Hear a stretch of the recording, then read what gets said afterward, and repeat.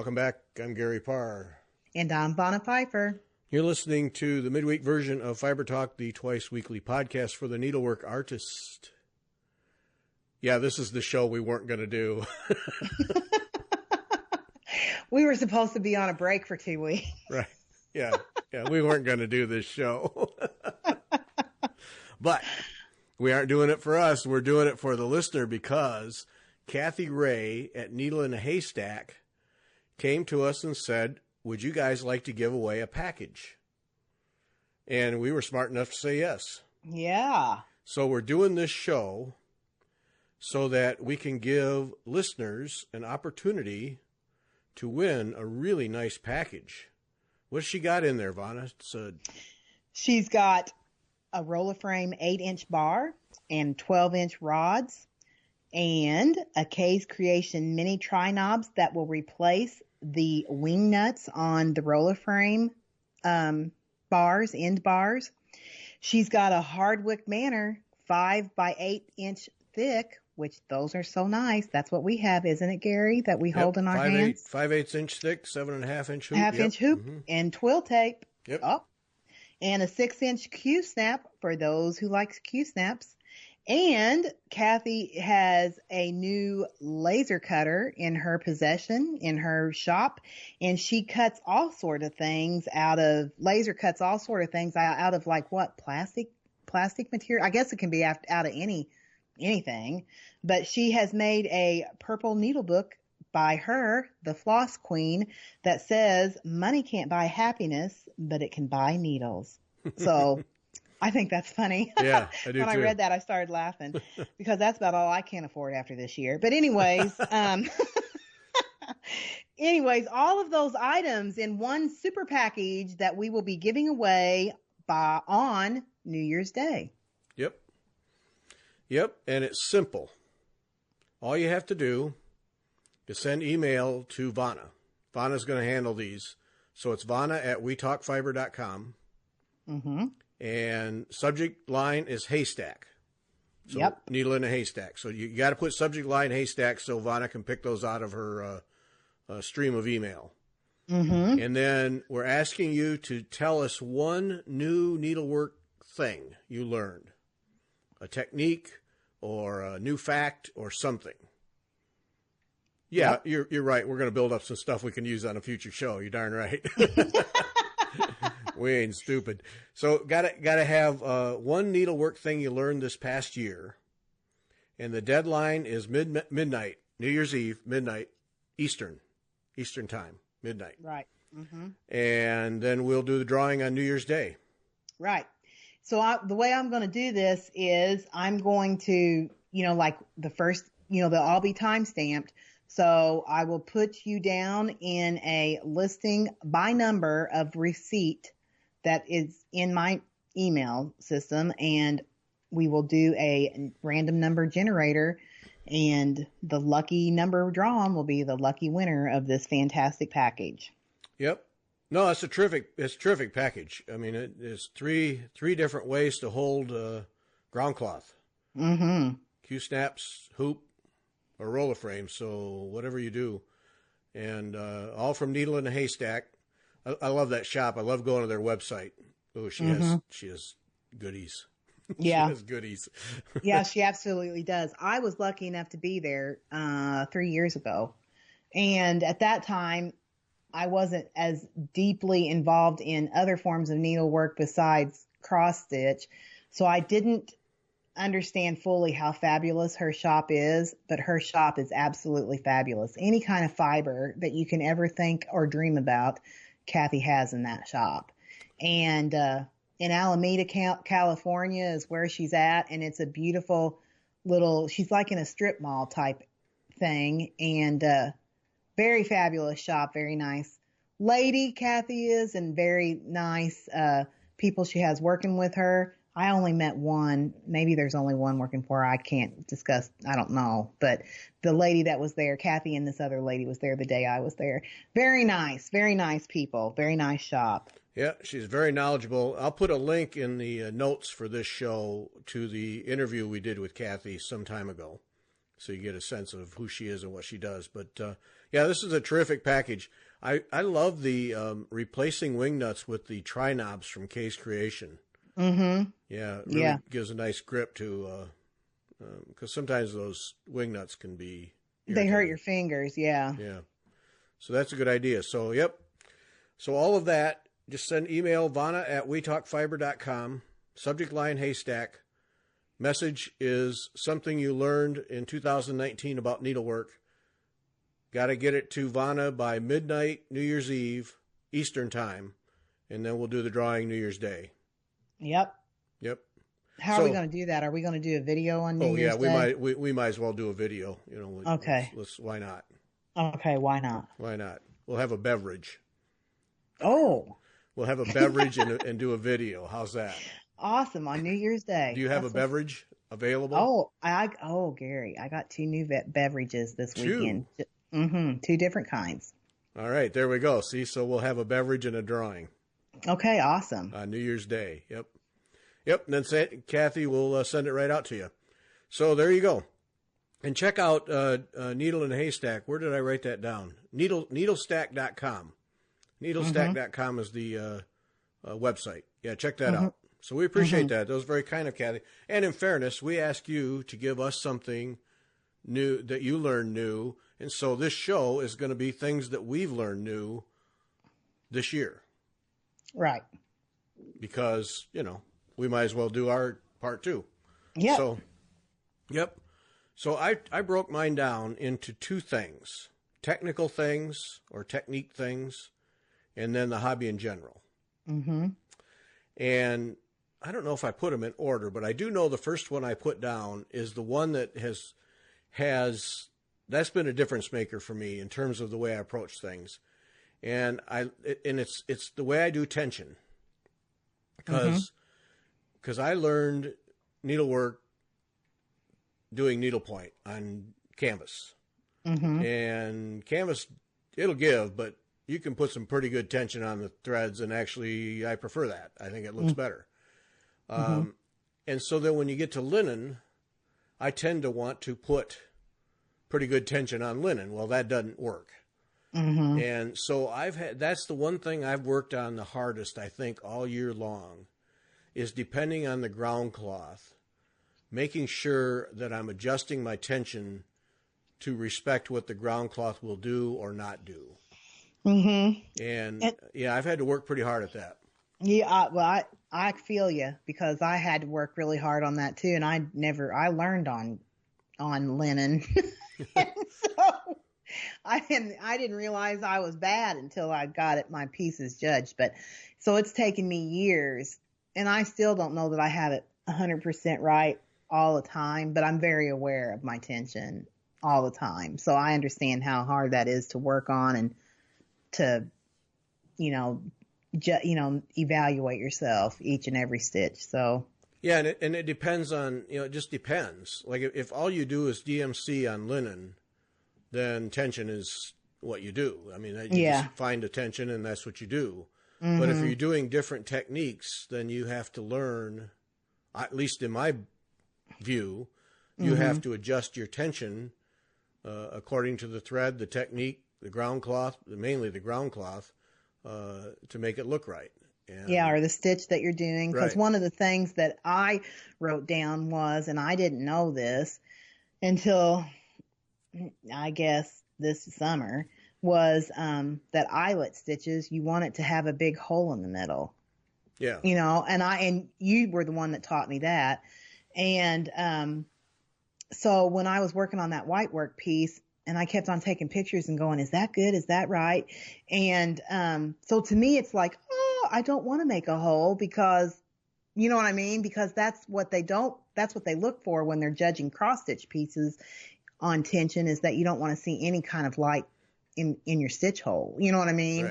Right. And so to me, to on purpose, like take a thing and jab down in the middle and make a hole is like hard for me. So that eyelet, that's, and of course there's some subjectivity to that one.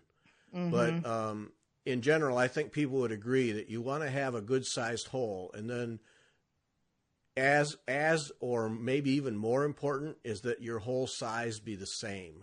Yeah. And boy, that's the tough part. Right. Is keeping that consistently. So when you look across a row of eyelets, you don't see all different sizes of openings. Mm-hmm. To me, that's tough. Yeah. One of the hardest things to do, I think. Yeah, I agree with you. So, yeah, so that was the top of the list for me is tension. And there's no way I've mastered it, but I work at it all the time, every stitch. I'm, is that tight enough? Is that loose enough? All right, I'm on linen, and this is kind of a floppy linen, so I need to keep it somewhat loose. Right. This is a stiff linen. I can be a little tighter. I'm all right. Now I'm on canvas. I can yank on that thing pretty good. It's especially if you bounce around. That's been what I've learned, and I've had to really work at is adjusting that tension. And then once you get what should be the tension, then being consistent, of course, that's always the tough part. Right. But, that for me. So for me, that's been the challenge, and it will be for a long time before I feel like I really have a grip on it. Yeah. Yeah. I'm not going to pretend I have it down. Not even, not even close. Nope. Yeah. All right. So what's yours? My number one thing is, when you think about 2019, and I think anybody that follows me or listens to us here together, what's the number one thing in 2019 for me? It is just expanding my horizons in the needle arts in general.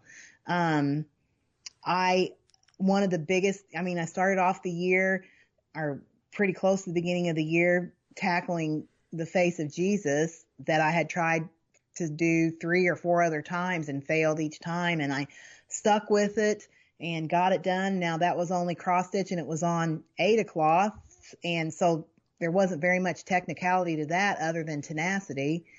And, so that was how I started off 2019. And then shortly after I got that completed is when you kind of started in on me about the, Queen sampler. And I was like, And so we started that, and it has just continued my, knowledge and scope of knowledge on the needlework, our needle art subject matter, as a whole, I feel like, so I've changed my entire scope of how I approach anything in needle art. I'm not only just, broaden my horizons in technical, different stitches and different cloths and different threads and all of that, but I've also, looked into doing just surface embroidery, and we're talking about doing a counted canvas piece next year. And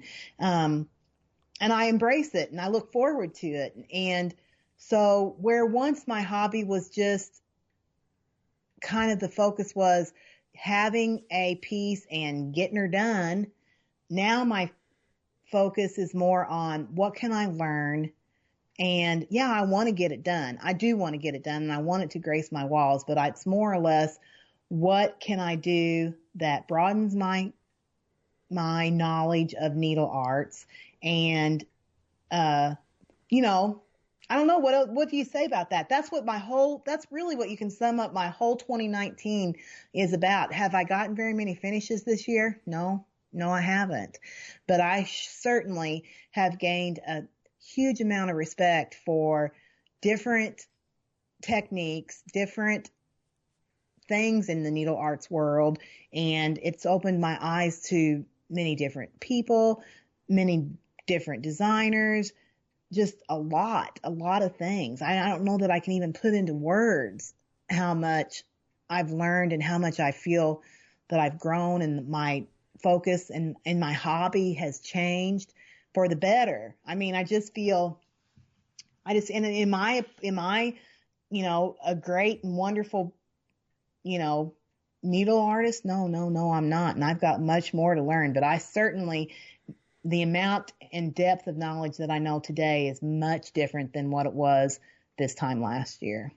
Yeah, to put it in, I think maybe even overly simplified terms, you've broken out of the DMC ornament mold. Yes. Yeah, I have. You've always done some bigger pieces. but the majority of your work was those small DMC thread and ornaments, and finish them up and hang them up somewhere or set them on a shelf or something. And right. you've really broken out of that. For me, it's been fun to watch because, I mean, that's what I thrive on, is trying these different things. But, right. But yeah, and it has, it's really opened up your eyes and given you a new perspective. It's been neat. Right. And I think that a lot of people in the hobby, that's what their focus is how many can I get done? You know, because we'll start seeing now, here it's the end of the year, and we'll start seeing these people that, you know, have FlossTubes and blogs and whatever. I got 55 finishes, or I got 120 finishes, or whatever it is.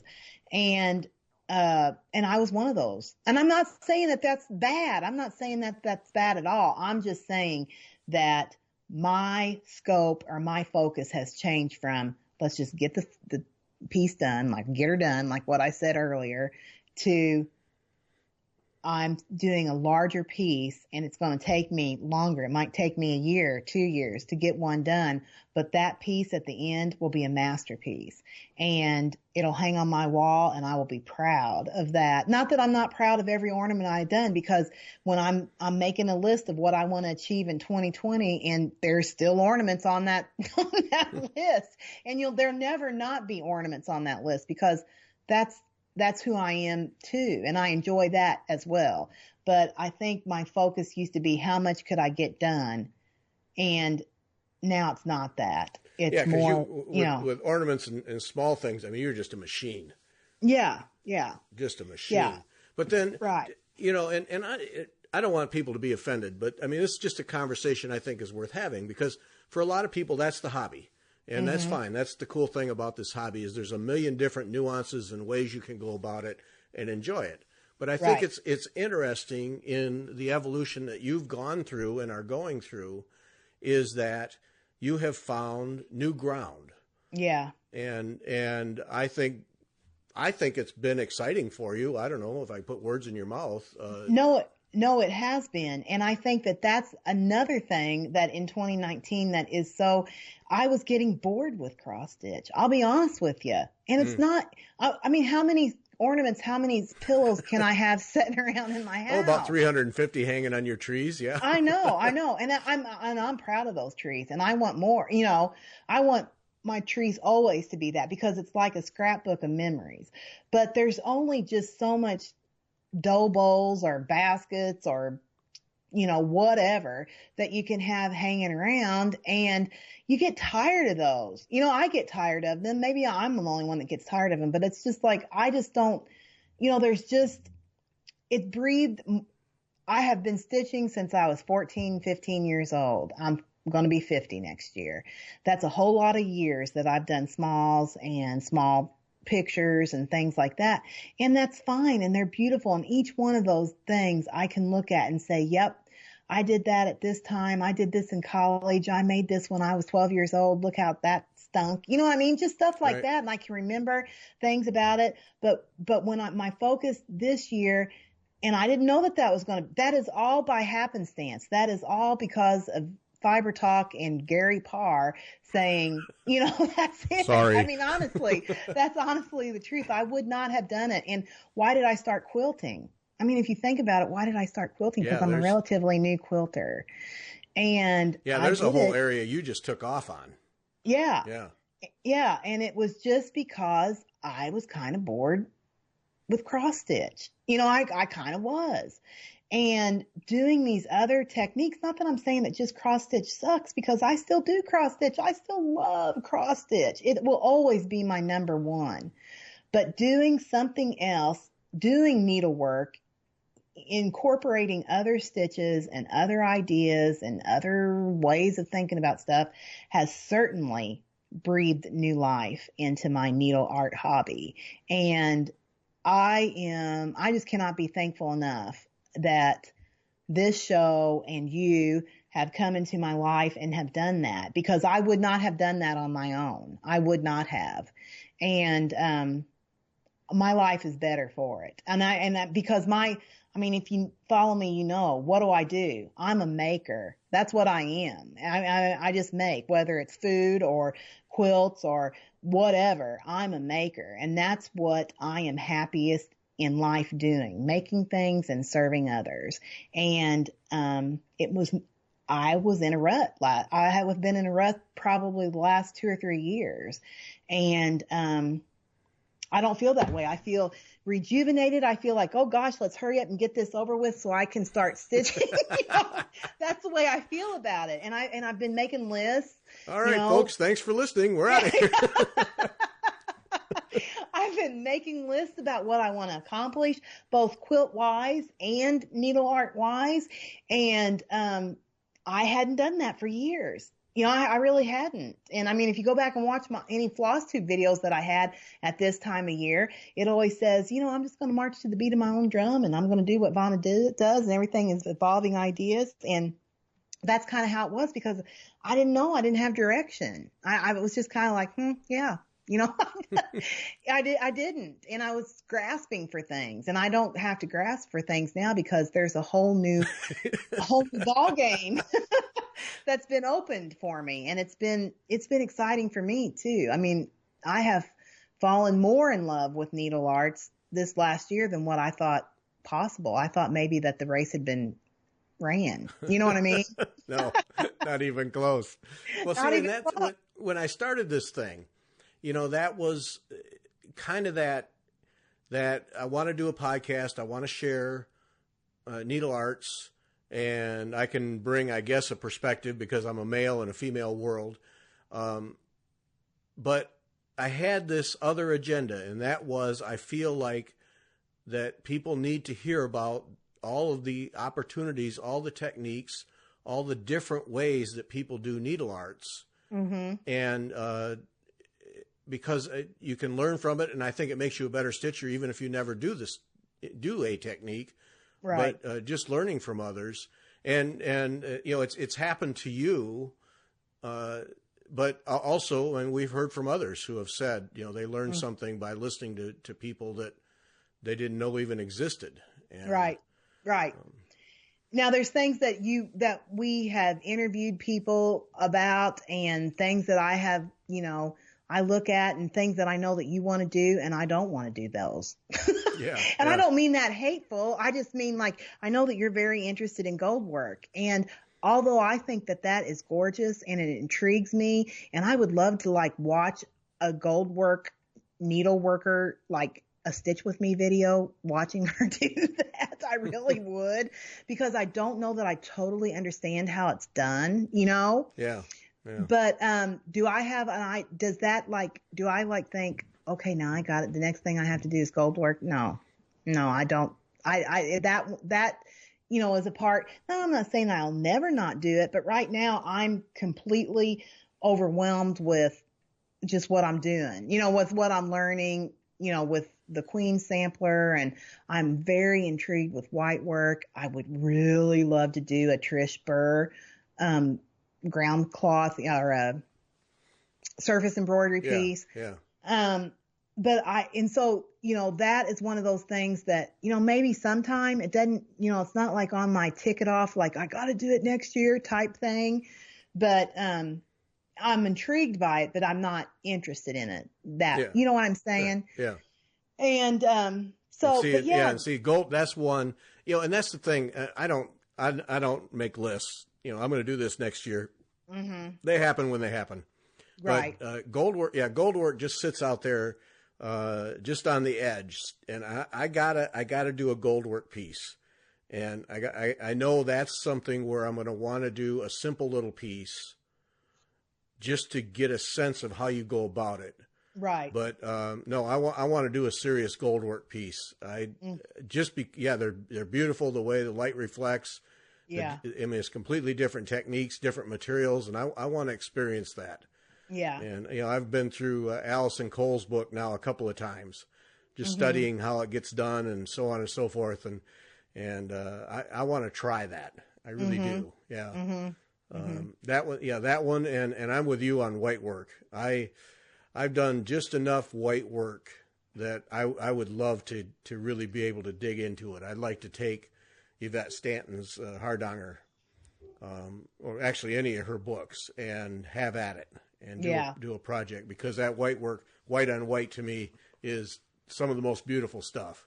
Absolutely. And if you look at, like I've said several times, is that to fall asleep at night, I will go on Pinterest and put in white work or antique needle art or whatever. Yeah. And I'll like go through and, when I put in white work and I look at even on Instagram, there are phenomenal white work people on Instagram. Yeah. And I follow the hashtag white work. And it is just like, I think that there is nothing almost more sublimely beautiful than white work. And I didn't know anything about that until Fiber Talk. So it's just, this has been a year of growth and eye-opening experiences for me that I did not anticipate in 2019. And I am a list maker. And do I achieve everything on my list? No. But then if I write it down, I don't forget about it. And a lot of times there's stuff that's very important to me. And if I don't write it down, I'll forget about it. I don't know if that's just my brain or if it's my time in life. I don't know. But I forget about a lot of things. And so I've been making lists and taking pictures of stuff that I see and putting it on a certain album on my iPad so that I don't forget it, that I want to do it or I'm interested in looking into it. And so, yeah, I just, that sums up my whole technical thing. My whole year, my whole 2019 has just been a technical learning experience. And it's all due to Fiber Talk and you. And for that, I'm very thankful. I truly am. Yeah, well, okay.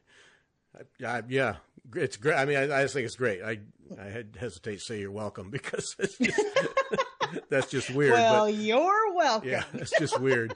But I mean, we've had a lot of fun all year long, exploring these things. And, but I look back, when you look at what we've learned, mm-hmm. and I think we've learned this almost together, is a deeper appreciation for reproduction samplers, mm-hmm. and what they are, where they come from, mm-hmm. and then for the art of them. Mm-hmm. I know I have. I have too. And I knew about them. I even have like 4 or 5 hanging on my wall that I've done, but I didn't think about them the way I think about them now. And I mean, we still have we still got stuff coming up on the horizon where we're going to be together doing, learning more about them. And I'm just so excited about that. That's the thing about them. Yeah. I mean, I knew about samplers, but all right, that's just a bunch of cross stitching on linen, and then, but that's the thing for me that I've learned this year is there's so much the history. There's so much behind those little X's on linen that when you look at one, at least for me, when I look at one anymore, the appreciation I have way beyond, red thread on linen, is so much deeper now, such a respect and appreciation, not only for what those girls did and their teachers, but then also for the people reproducing them, collecting them, saving them, mm-hmm. Bringing them back to life, mm-hmm. hunting down all of the history. Mm-hmm. Nicola's stories and every one of her charts. And then talking with Barbara Hudson, I'll talk with her all day long about this stuff. I mean, she's just a library of knowledge of the history behind these things. And it really just brings them to life. Right.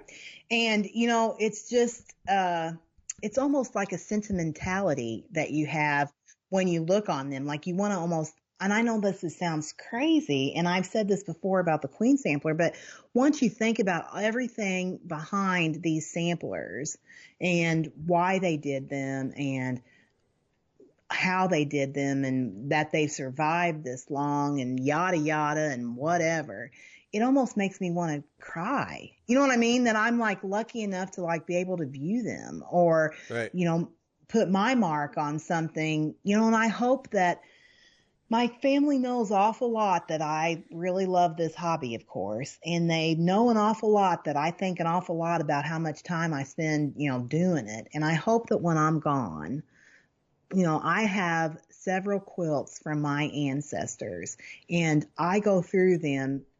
They're out. I don't have them like stored away because I believe that textiles in general need to be out in the daylight, out in your home and living with you rather than tucked away, because that just makes you have more appreciation for them. So I have quilts that are 100 years old all throughout my house, and several of them. And I go through and I say, who's this? With my girls particularly, who made this quilt? How are they related to you? This and that on all my quilts. Now I know that my girls, when I started doing this with them, thought I was like nuts, but but I want them to realize, and they see now that how long it takes me to put a quilt together, how long it probably took that person to take, because they probably was all hand done, Right. And so I want to inspire in my kids, or my girls particularly, the love of handwork and what it takes to make a piece, and that we cherish that and we don't give it to Goodwill. You know what I mean? Because you can go to Goodwill and see all the things that people have lovingly made, and they're in Goodwill. And so that's one thing that I want to, I want to make sure that I impress upon my girls that, this is something that I spent hours and hours and hours and hours doing. And I hope that when I'm gone, 100, 200 years from now, there's some, ancestor or person that I'm an ancestor of that thinks, that woman, look at this. I have this, and this is one of my cherished possessions. So, just like we see these samplers, they're, that Claudia and Nicola and Barbara and however many other more people on the face of the earth that are designers and, lovers of needlework have bring to us, and, and they don't do it for, of course there's money involved in it, and you want to make money and have some money because it takes money to live, but I don't know that they are doing it. That is the drive. I don't think that's the drive. No, there's a love for that aspect of the hobby that drives them. Right. Yeah. Right. And if money comes out of it, that's fine. But that's not the driving force. No. That's right.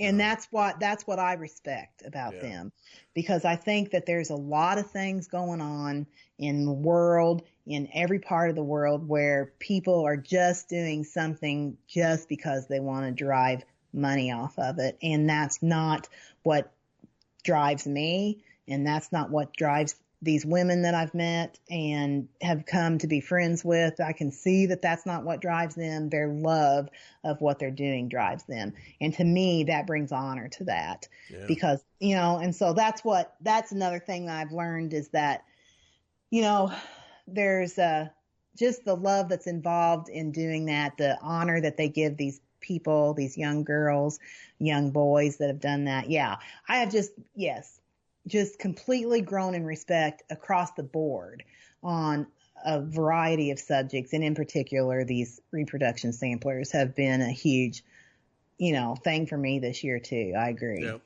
Yeah. And that's the other part of these samplers. And Nicola has some of the best examples is we look at them as just X's on linen, but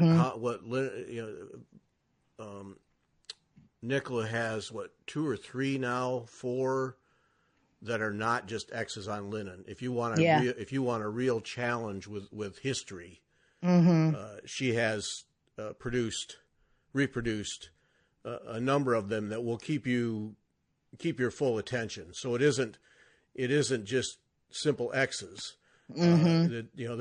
There's also that, but and to me,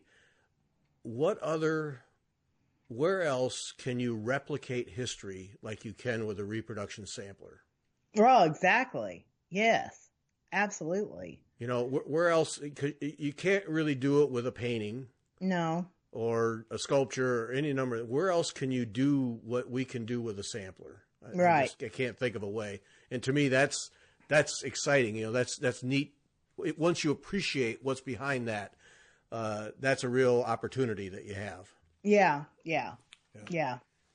It's Yeah, that's really been a real growth area for me. And, tied to that, and this, I think, of all the guests that we had all year long, Clare Hunter and her book, Threads of Life, that's the one that just stands out. And we've had some great guests all year long, really some good shows, I think. Oh, yeah.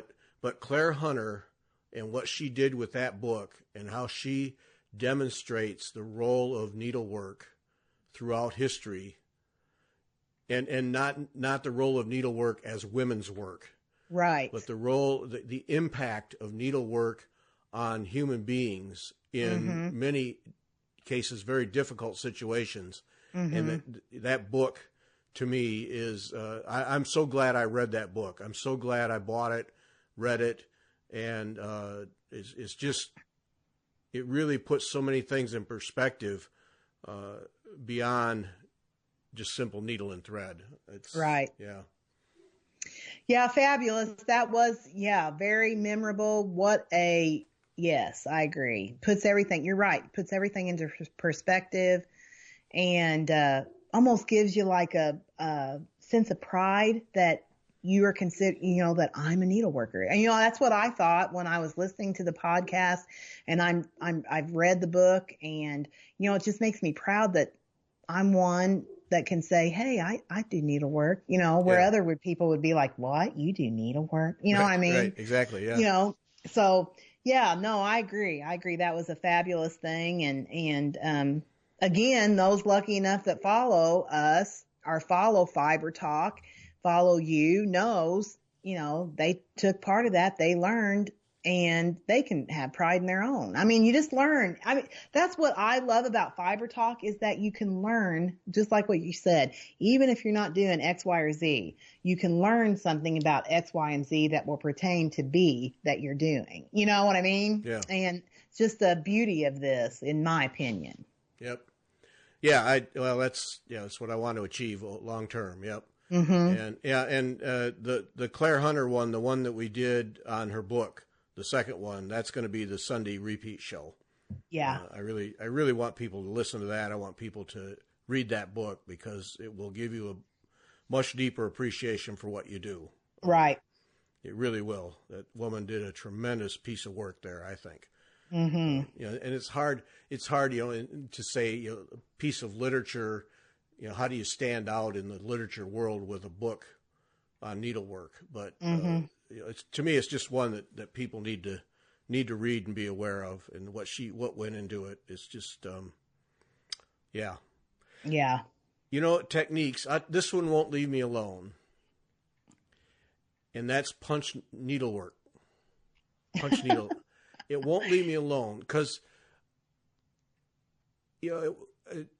getting the magazine, and reading that, and when the examples I've seen of punch needlework up till we talked to Deb Yoakum, and who is the editor and owner of Punch Needle and Primitive Stitcher magazine, and you do your finishing thing in every issue, and I just thought, never mind, there's other things, but there's a sophistication there that I didn't appreciate till I really started studying those magazines.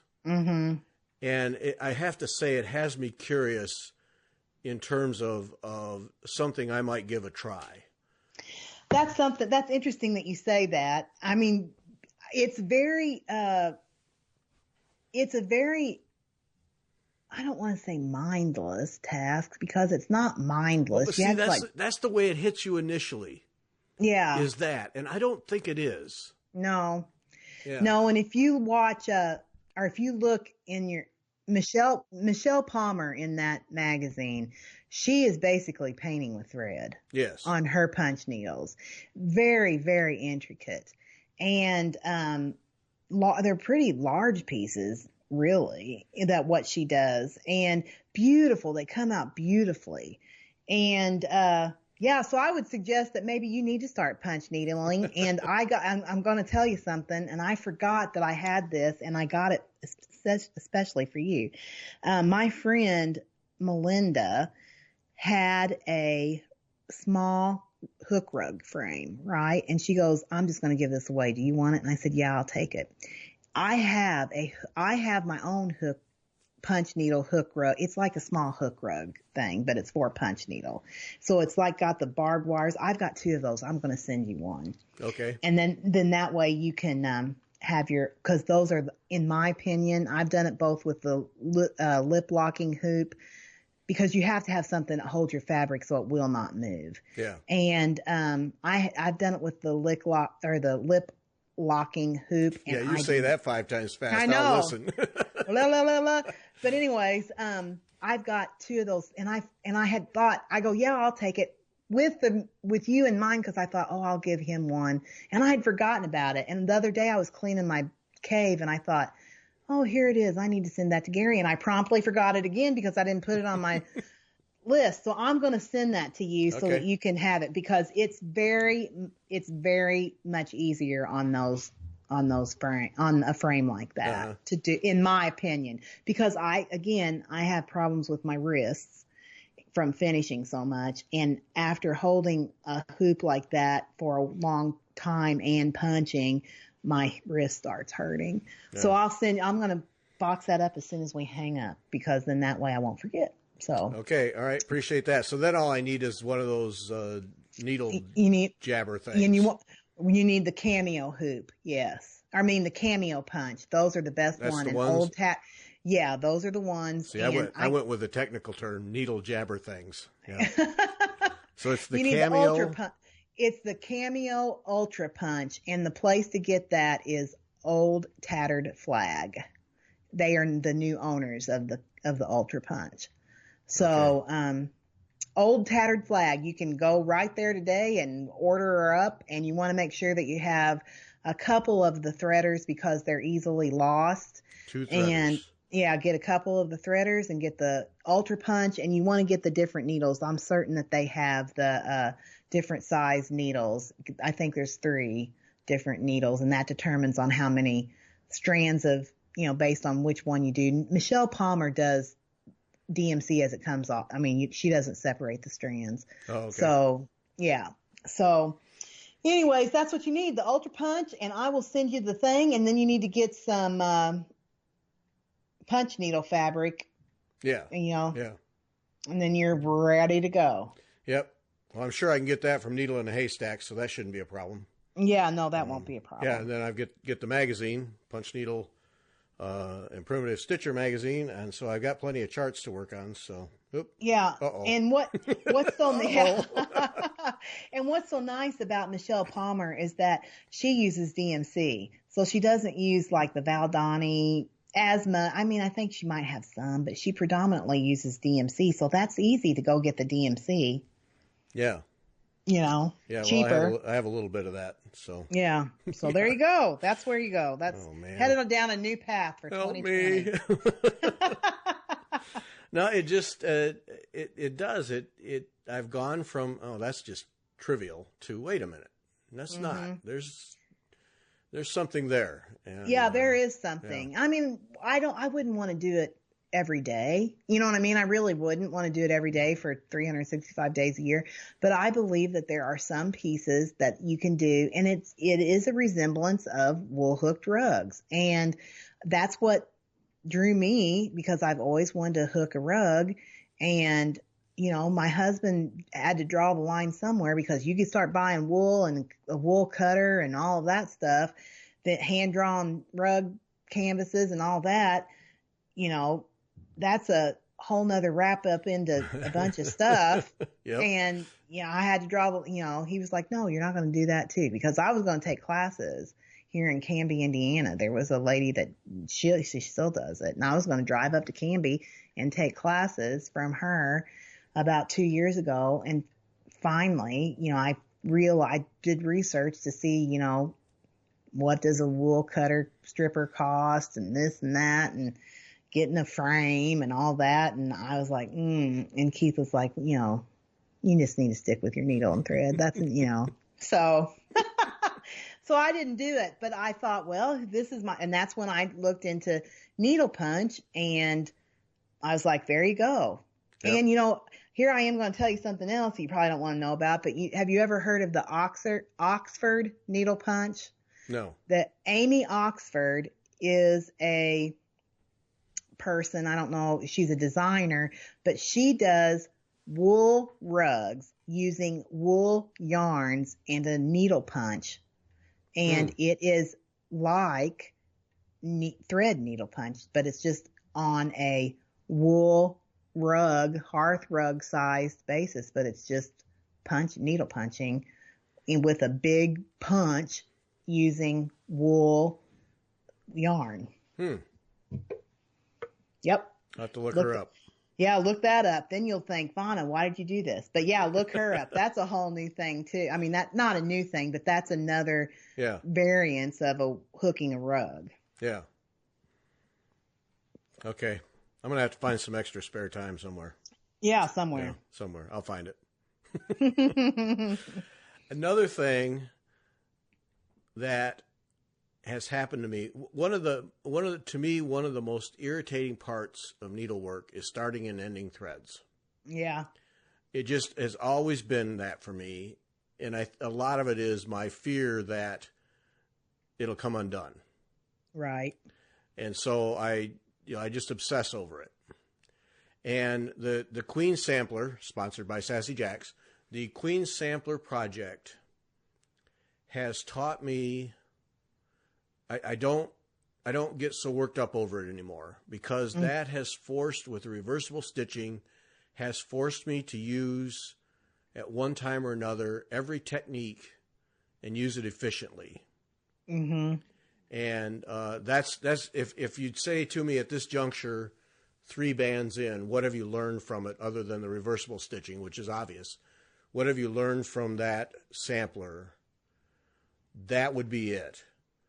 Is that I've had, because you have to finish on the front, you can't let things show on the back. I've had to actually put serious thought into improving the way I start and end threads. Mm-hmm. And it's paid off. It's paid off. Yeah. And we've done it so much, and me particular, since I've technically done about 6 bands of the Queen Sampler. Yeah. It's almost come to the point where it's second nature. You don't even really have to think about it. Right. Yep. Yeah, that exactly right. Yeah, so it's become less of an onerous thing. Like I got to the point where, I've always been to the point where, oh no, I got to start a thread. What a pain in the butt. Oh no, it came to the end. Oh, now I got to finish it off. What another pain in the butt. Right. And so every thread had this negative beginning and ending. Mm-hmm. And not the case anymore for me. It's just, let's go. Right. So that has come out of that. And I think that's the neat thing about any project, but particularly projects like that, like the Queen Sampler, is the little things you learn, because you talk about that and then you talk about stitch path. We've had conversations about stitch path before, and you gotta get your act together on that to make it come out and work right. Right. And that's another thing that carries over to other pieces, is right. The stitch path starts to become second nature. Yeah. Yeah, I agree. You don't have to think about it as hard. No. I don't feel like I do. And, and I think another thing that I can add to that is that I've learned to loosen up a little bit. That I don't need to have to be so anal about a lot of things. I'm anal, and I want it to turn out good, and I want it to be the best work I can be, but I've learned that, chill a little bit. It doesn't have to consume my ever thought, I guess, maybe. So would you say that the Montenegrin stitch, from a pure stitch manipulation, thread manipulation thing, is a major accomplishment? I think so, but thank God for that book. Well, yeah. I think that the pure, when we had to buy that book, before we ever started, and I was like, what in the world? Now I have to have a whole book based on one stitch, and it's not a cheap book either. It's a pretty good costing book. And I thought, heavens to mercy, how am I even going to be able to do this whole sampler? Now, granted, people are probably laughing at me right now because we have like more than over half of the sampler to do, filled with many more things other than the Montenegrin stitch. But that was a very pleasant surprise in the fact that, hey, guess what? I can do this, Yep. Yeah. I'm proud. I have to say, and this is just weird, I'm really proud of the fact that I learned how to do that stitch and learned how to do it well enough that I didn't have to be glued to the book. Yeah, once you get the rhythm of it, that's what the pleasant surprise is. Yeah. Is once you get the rhythm of it, you just go. I mean, and it almost comes like second nature. Yeah. In my opinion. Now, of course, you have not attempted yet the spiral trellis stitch, right? No, I have not. That's next. Okay, well, we might be wanting to like talk about that in 2020. Going to have a conversation, are we? Because that stitch is like, maybe it's just me. You'll probably do it and say that was nothing. But to me, that is a very hard. That's almost like crocheting with a needle and thread, in my opinion. Uh-huh. And that's to get it to look really good is hard, in my opinion, because that's another tension. That's a whole different kind of tension thing. And but anyways, yes, I'm very proud of the Montenegrin stitch, knowing how to do that. I'm just proud about a lot of things that I learned to do. Just reversible cross stitch, because when we first started out on the Queen sampler, how many texts did you receive with me like losing it? A lot. Yeah, there were a few. And now I look back I can't do this. I'll never be able to do this. This is miserable.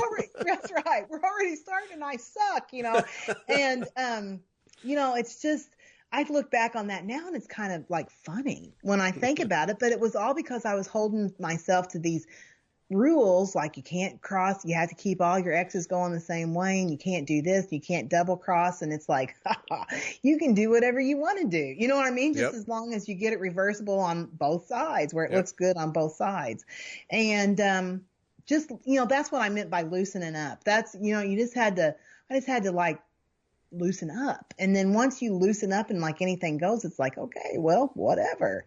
And yeah, so that has just, yes, I agree. Montenegrin stitch was a big check plus for me, and just really the whole Queen sampler journey in and of itself has been a big check plus for me, for just learning and just a lot of things. Yeah. I mean, like, and we aren't even a third of the way. No, yeah. And I mean, we've got that arbor and the ladies and those sleeves and all of that we have to accomplish yet. And although it's daunting when you look at it and you think, that's a little scary. The one thing that I've learned in 2022 that I feel like is is that I've had a little bit of self-confidence in the fact that, yep, that's going to be hard, but I can do it. In some, I know that somehow I'll be able to figure it out and I can do it. And if I can't, I know a whole lot of people that I can contact and they'll help me, Yeah, because when we started that, you were completely freaked. Yeah, I was. Yeah. I really was freaked. And I thought I'm going to embarrass myself. I'm not good enough to do this. I'm not smart enough to do this. And I did think those things. I think those things about myself frequently. And one thing that I can say is that I don't ever try to let myself down. And so I wasn't going to be defeated by it in my mind. And, I'm not, that's when I picked everything out on the Queen and everybody lost it, freaked out more than what I was freaking out about it. It was almost, I thought, I wasn't going to be defeated by that stupid sampler. And that's why I wasn't feeling good about it. And I was going to be defeated if I didn't feel good about it. And to make myself feel better about it, I had to just expunge all the evidence of my failures and, start over. Yep. And so, and I did, and I feel really good about it. Yeah. I mean, I'm taking a mental break now. I haven't stitched on it since November, but I needed, it's the holidays. There's things I had to like finish up for my families. Like I said, ornaments are my thing, and I didn't have the kids' ornaments done, and I wanted to do that. And then I saw that sampler, the Jane Stanwyck sampler, and I had to stitch that. And so can we talk about that? That sucker's beautiful.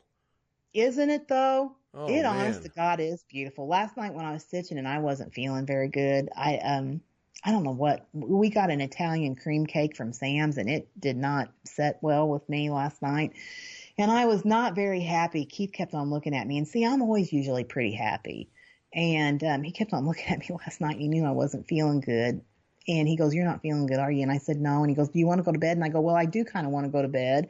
But," I said, "it's our vacation and we don't ever get to spend, just time with everybody. So I'm staying up." So I stitched on that, and I got the house done. I know you were up late last night. That was crazy. I know, right? Get a text from you. It's like, I got to add an hour onto my time. It's like, what's she doing? Yeah, I was up. We were up we've been up till like midnight the last 4 nights, I think. Ooh. I know.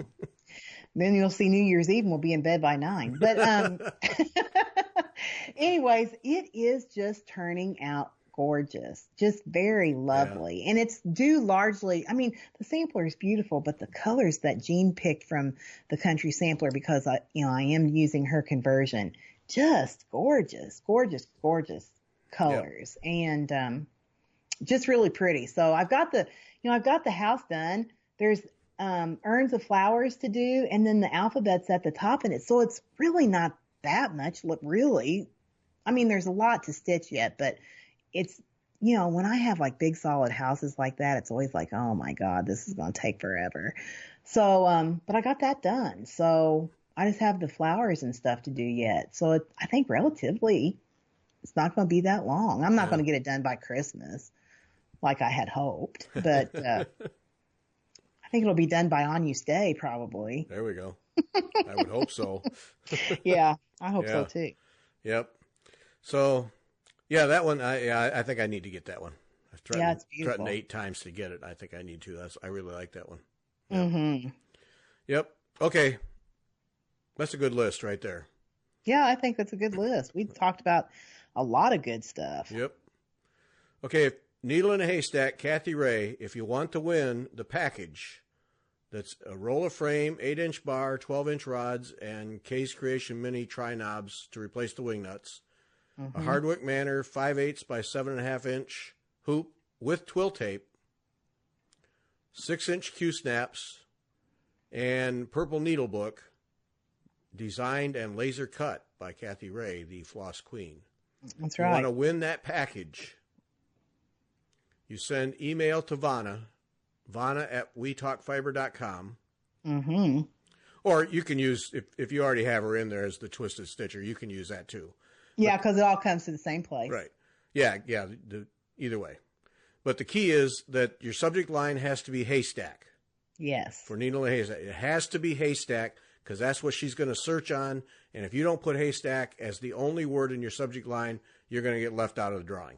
That's right. It's just, that's the way it is. And so then we ask in the message that one needlework thing you learned in 2019. Right. Deadline is New Year's Eve, midnight on the 31st. Mm-hmm. And we're going to do a drawing. We'll do it by video on New Year's Day to win this package. Awesome.